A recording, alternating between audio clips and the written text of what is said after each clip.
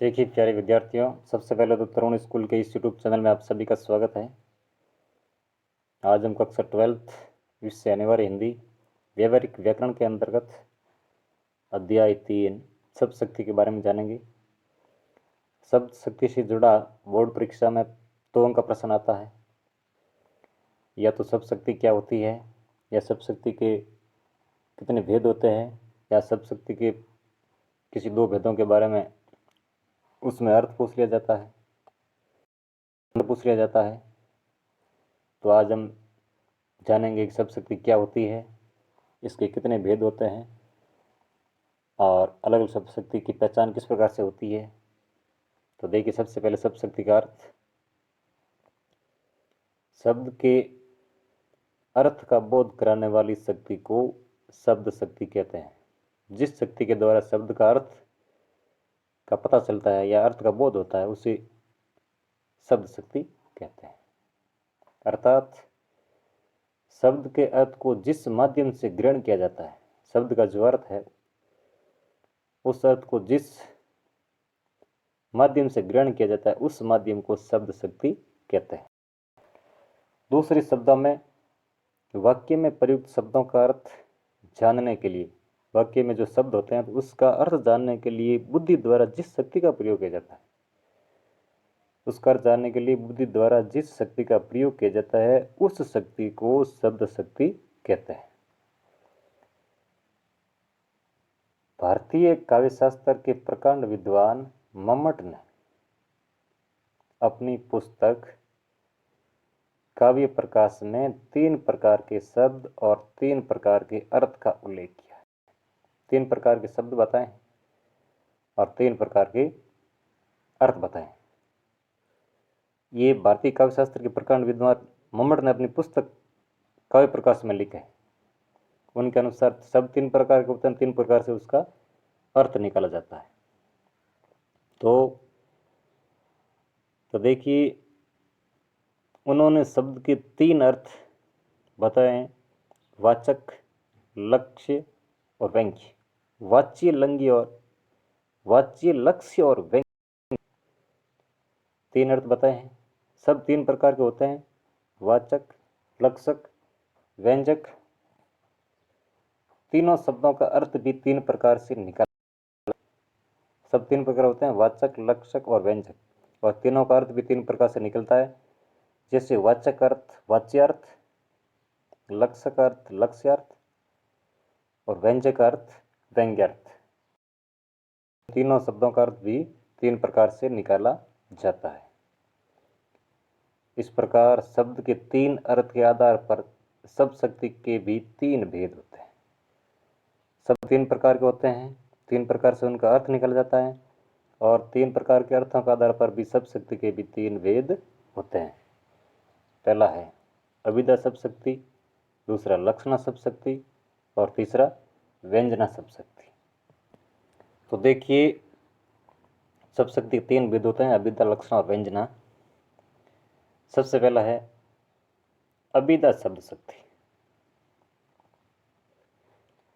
तो जिस शब्द शक्ति में मुख्यार्थ या वाच्यार्थ का बोध हो, या शब्द का एक अर्थ या वक्ता द्वारा बोले गए वाक्य का सीधा अर्थ ग्रहण किया जाता है, या तो शब्द का एक ही अर्थ निकलता है या वक्ता द्वारा बोले गए वाक्य का सीधा अर्थ ग्रहण किया जाता है, तो वहाँ अभिधा शब्द शक्ति होती है। दूसरे शब्दों में, शब्द को सुनने व पढ़ने के पश्चात कोई भी श्रोता या पाठक शब्द का जो लोकप्रिय अर्थ निकालते हैं उससे अभिधा शब्द शक्ति कहते हैं।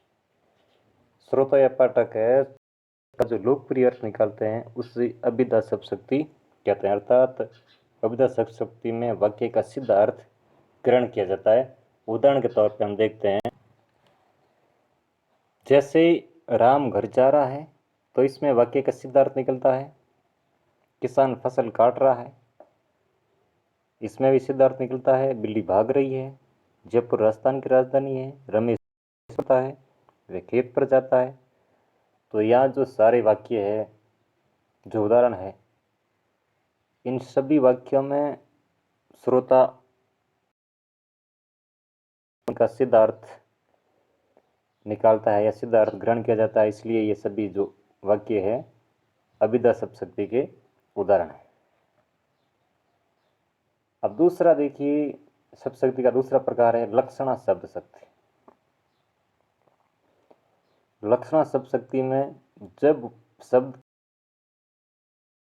पर ग्रहण न करके वाच्यार्थ या मुख्यार्थ के आधार पर ग्रहण न करके उसके लक्षणों के आधार पर उसका अर्थ ग्रहण किया जाता है, यानी सिद्ध अर्थ न निकलता है और उसके लक्षणों के आधार पर उसका अर्थ ग्रहण किया जाता है, तो उसे लक्षणा शब्द शक्ति कहते हैं। या इस प्रकार भी कह सकते हैं कि वक्ता द्वारा बोले गए शब्द का लक्षणों के आधार पर अर्थ ग्रहण करना ही लक्षणा शब्द शक्ति कहलाता है। कोई भी वक्ता द्वारा बोले गए शब्द का जो अर्थ है लक्षणों के आधार पर ग्रहण किया जाता है तो वह लक्षणा शब्द शक्ति होती है। जैसे उदाहरण के तौर पर हम देखते हैं कि वह लड़का, यह लड़की गाय है, रमेश का घर मुख्य सड़क पर है, बाजार में एक जादू है, हम गंगावासी हैं, बड़े हरिश्चंद्र बनते हो, उसका मन पत्थर का बना है। तो इस सभी वाक्यों में इसका जो अर्थ है वो वाक्य में प्रयुक्त शब्दों के लक्षणों के आधार पर ग्रहण किया जाता है।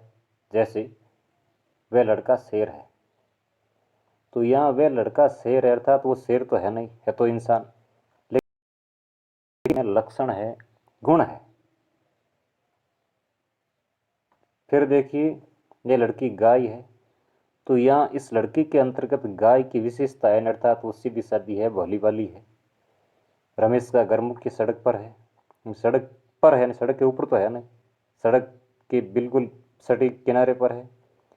बाजार में एक जादू है, इन बाजार में एक कला है जो ग्राहकों को या उपभोक्ताओं को अपने ओर आकर्षित करता है। इस प्रकार हम गंगावासी हैं, जिस देश में पवित्र गंगा नदी बहती है तो उस देश में रहने वाले हैं, तो हमारा मन भी गंगा के समान उज्जवल और निर्मल है।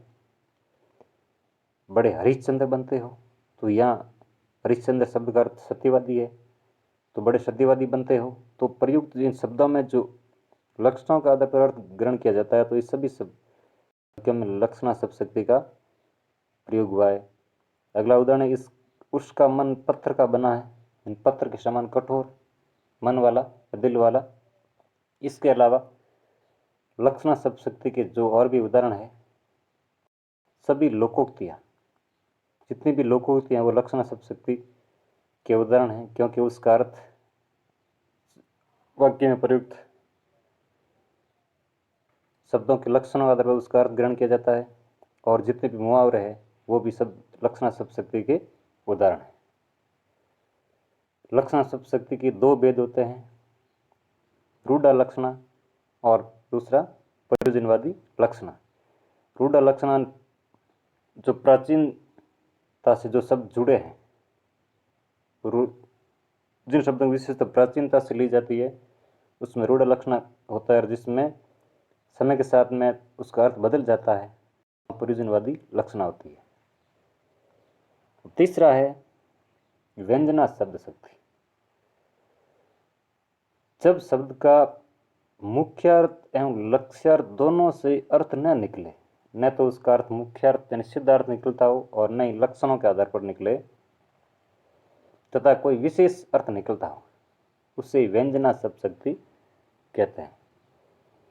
कोई अलग ही अर्थ निकलता हो, कोई विशेष अर्थ निकलता हो, तो वहाँ व्यंजना शब्द शक्ति होती है, अर्थात वाक्य का अर्थ व्यंग्यार्थ के आधार पर निकाला जाए या व्यंग्यार्थ के आधार पर ग्रहण किया जाए तो वहाँ व्यंजना शब्द शक्ति होती है। उदाहरण देखिए,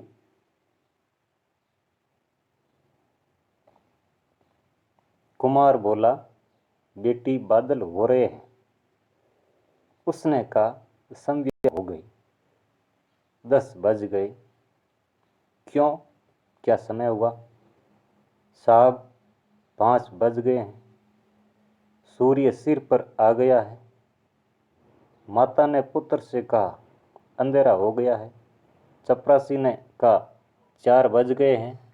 तो ये जो सारे वाक्य है वो निर्देशात्मक वाक्य है, यानी सभी वाक्य है जो किसी के द्वारा कहे हुए हैं और सुनने वाले जो भी श्रोता है वो अपने अपने ढंग से इनका अलग अलग अर्थ निकालते हैं। तो कहने का मतलब है कि जैसे ये वाक्य एक कुमार बोला बेटी बादल हो रहे हैं, तो बेटी ने सोचा कि बादल हो रहे हैं इसका मतलब वर्षा होने वाली है, बर्तन वगैरह या कपड़ा वगैरह बाहर है तो उसको अंदर रखने के लिए कह रहे हैं, या शाम हो गई है अंधेरा होने वाला है, 10 बज गए निश्चित टाइम हो गया है, किसी ने कहा क्यों क्या समय हुआ, जो मतलब किसी समय पर वो पहुंचने वाले थे इसलिए समय, ये भी निश्चित समय की ओर इशारा कर रहा है। सूर्य सिर पर आ गया, माता ने पुत्र से कहा। तो इस प्रकार जो सारे वाक्य है वो सभी वाक्यों में एक के द्वारा बात कही गई और दूसरा सुनने वाला है, और जो भी दूसरा और भी तीसरा व्यक्ति सुनता है तो वो भी सुनने के पश्चात उसका अर्थ अपने ढंग से अलग अलग तरीके से अर्थ निकालता है।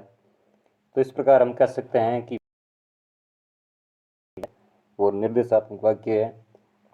तो आज हमने जाना शब्द शक्ति के बारे में। इसके प्रमुख 3 भेद होते हैं, अभिधा, और तीसरा व्यंजना। अभिधा शब्द शक्ति में वाक्य का सिद्ध अर्थ निकलता है, मुख्य अर्थ या वाच्यार्थ के आधार पर अर्थ ग्रहण किया जाता है, और लक्षणा में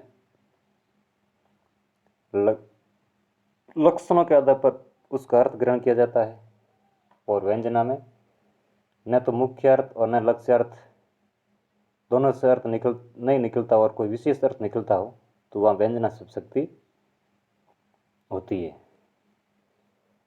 तो अभिधा शब्द शक्ति में वाक्य के सीधा अर्थ ग्रहण किया जाता है, लक्षणा शब्द शक्ति में